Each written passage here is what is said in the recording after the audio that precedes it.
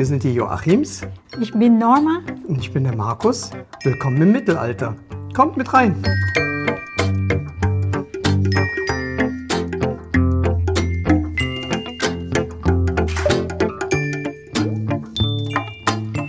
Das hier ist unser Rittersaal.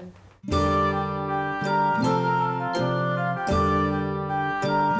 haben das hier so ein bisschen mittelalterlich hergerichtet, weil wir da so ein bisschen Faible für haben. So insgesamt ist dieses Flair von diesen kalten Mauern hier, wenn das mit Leben gefüllt wird, dann gibt das Ganze ein ganz anderes Gefühl. Gefühl, genau. Ja. Ich komme auf den Philippinen und eigentlich wir wollen dort auswandern und aber auf gesundheitliche Gründen meines Mannes, das geht leider nicht. Konnten wir das nicht mehr. Ja, dann stand da auf einmal eine Anzeige, einen Zehnthof der Burg Elst zu verkaufen. Für den gleichen Preis, wo das Haus auf den Philippinen verkauft wurde. Genau. Die Besichtigung mit dem Makler habe ich direkt zugesagt. Mit Handschlag, ohne meine Frau zu fragen. Ich habe das sofort gesehen, was für ein Potenzial das Haus hat. Wir haben viele Gäste aus dem Ausland, die gucken hier mit ganz großen Augen in den Rittersaal hier. Letztens haben uns Gäste aus Japan gefragt, ob es hier eigentlich auch spukt im Haus. Aber das ist natürlich völliger Blödsinn.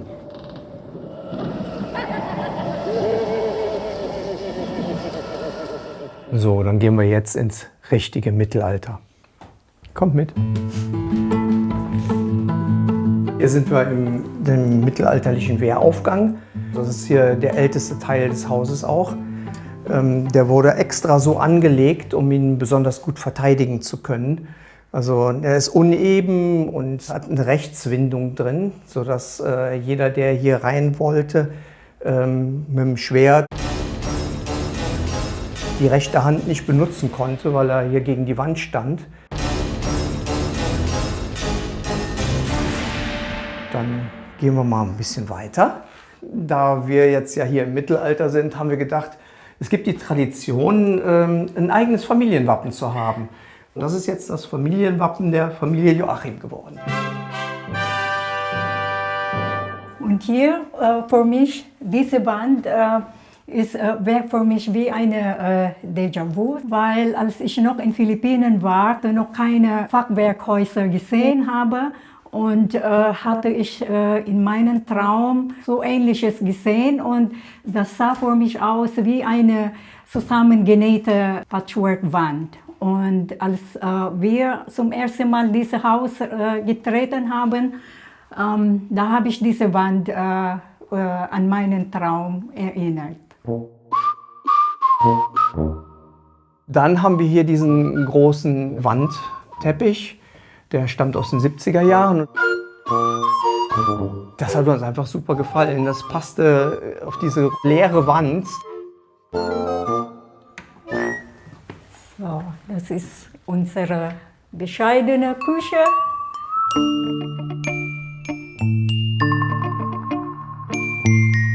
Wir haben auch noch den alten Ofen, den wir im Haus gefunden haben. Der Herd ist eigentlich vom Herbst an die Hauptwärmequelle im Haus. Eigentlich hatten wir vorgehabt, Fliesenspiegel zu kacheln, aber dann tauchten bei dem Arbeiten dann diese alten Farbschichten auf und irgendwie erinnert es so ein bisschen an eine Landkarte. Das war wirklich ein dunkles Loch. Das hat mir auch die Enkelin der ehemaligen Vorbesitzerin da erzählt, dass sie als Kinder hier in diesen Raum nie reingegangen sind, weil da war nur dieses Fenster da oben und es war alles vollgestellt mit Schränken, dem alten Ofen. Es war gruselig für die Kinder damals. Ursprünglich war das Haus mal ganz anders. Das ist aus 3 Häusern insgesamt zusammengewachsen. Und dementsprechend sieht man im Keller auch andere Grundmauern noch oder jetzt wie hier die Tür und das Fenster. Mitten im Haus nochmal eine Außenwand auftaucht, die 80 cm fast hat. Dann kommen wir in den gemütlichen Raum. sozusagen, weil hier im Sommer ist der coolste Raum und im Winter auch die warmste.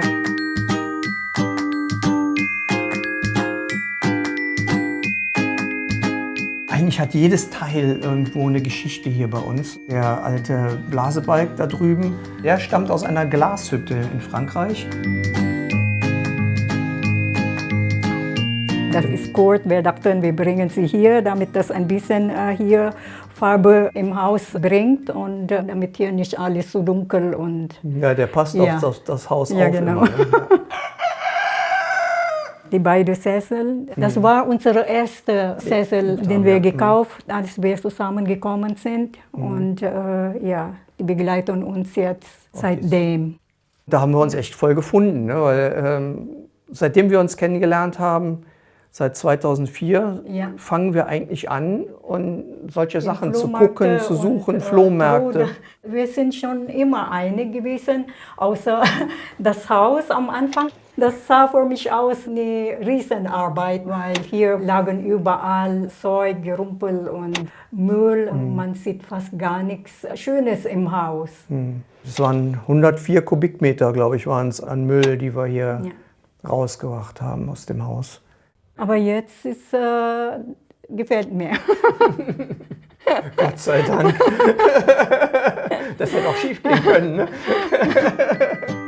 Du hast die harte Arbeit gemacht, die Boden, Decke. Ich hatte meistens auch die Streicherei und Schrubberei. Und leider hat das dann auch etwas Spuren hinterlassen, Genau. dass ich da einen ziemlich üblen Unfall hatte. Ja. Das ist die ehemalige untere Scheune. Da war ein Blechgaragentor eingebaut. Das passte natürlich überhaupt nicht dazu. Und in der Vorbereitung für den Ausbau sind wir dann auf einen extrem massiven Betonsturz gestoßen. Und bei dem Versuch, den rauszulösen, sind die Stützen weggeknickt. Und ich bin oben drüber gezogen worden und bin auf die Straße gefallen. Und dann ist dieser Sturz auf mich draufgefallen. Der Notarzt, der im Hubschrauber war, der kam am Tag danach noch ins Krankenzimmer zu mir und meinte, das wäre eigentlich schon fast ein Wunder, dass ich das so überstanden habe. Weil das sind ja doch 800, 900 Kilo ungefähr gerechnet, die da auf mich gefallen sind. Ich muss wohl einen sehr dicken Schutzengel gehabt haben. Eigentlich, das hat uns noch mehr starker gemacht und nicht entmutigen lassen. Aber du hast schon auf mich aufgepasst danach immer, ne? Hast mich nicht mehr Ja, alleine genau. hier hingelassen. Ja.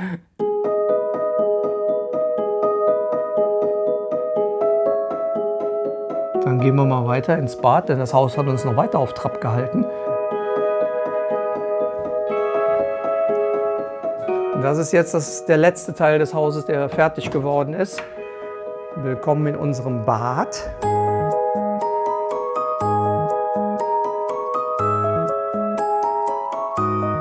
Als wir da am Fertigmachen waren, hat meine Frau die Decke gestrichen und am nächsten Morgen, als wir wieder kamen, lag die Farbe mitsamt dem Putz darunter und noch mehreren anderen Farbschichten auf dem Boden. Ich musste dann in einer Hauruck-Aktion die ganze Decke abspachteln und meine Frau musste alles nochmal neu streichen. Das ist nicht gerollt, sondern gepinselt. Genau, ja.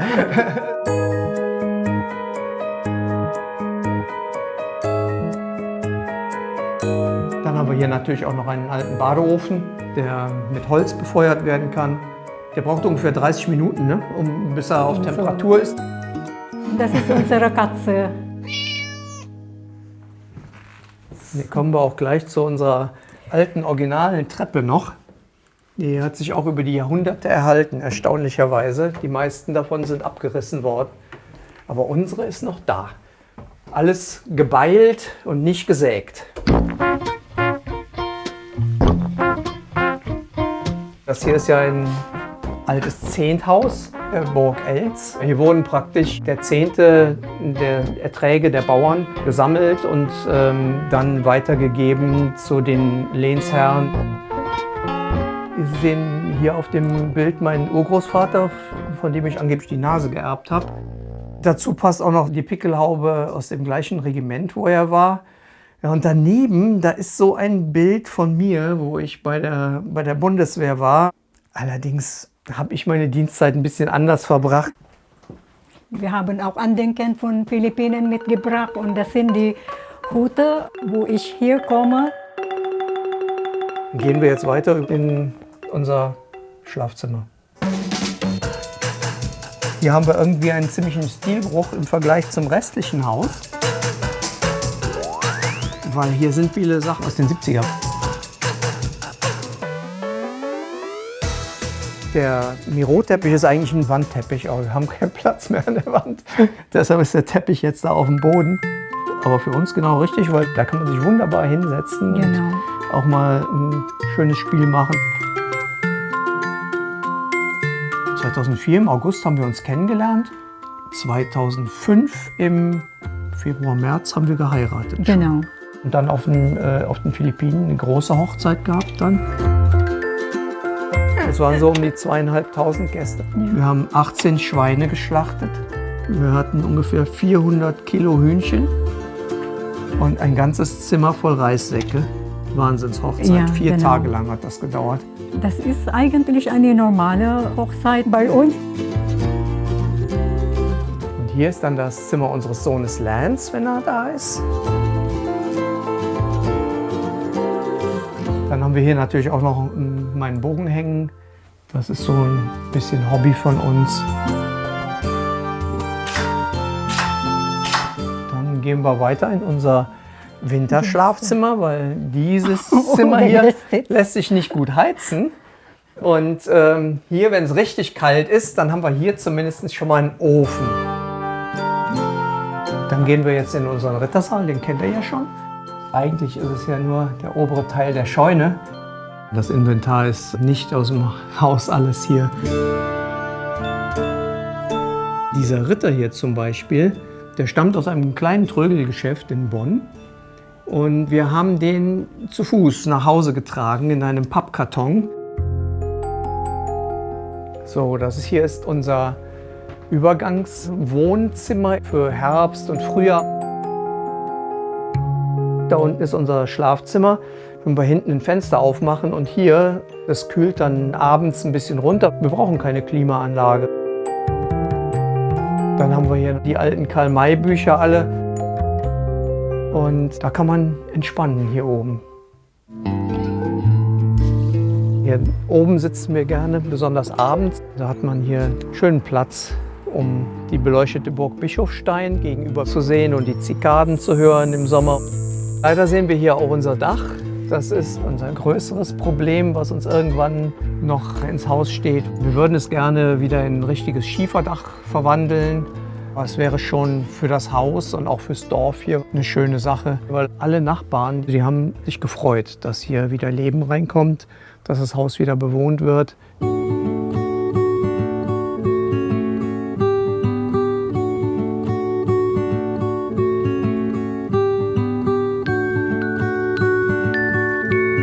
Die letzten Jahre hat uns das Haus seit 8 Jahren jetzt genau schon einiges abverlangt. Das Haus wird noch gesegnet nach alter Tradition und dann startet ein neues Leben für uns. Genau.